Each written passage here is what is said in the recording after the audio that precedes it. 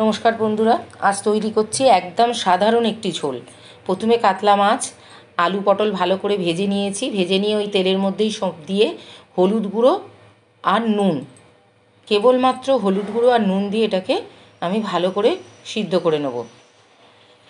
এবার জল দিয়ে দিলাম। এবার এটাকে সিদ্ধ করতে বসিয়ে দেবো। এটাকে ঢাকা দিয়ে সিদ্ধ করতে বসিয়ে দেবো। এবার সিদ্ধ হয়ে গেলে তারপর এটাকে সাঁতলাবো। আমার ঝোলটা পুরোপুরি হয়ে গেছে, সিদ্ধও হয়ে গেছে। এবার কড়াইতে ঠিক 2 চামচ তেল দেব।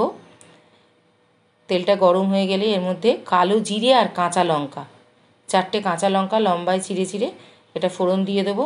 আর দেবো 1 চামচ আদা বাটা। এটা একটুখানি জাস্ট সটে করে নেব।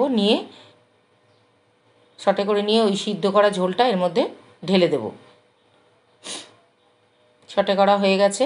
এবার এর মধ্যে আমি পুরো ঝোলটাই এর মধ্যে দিয়ে দেব।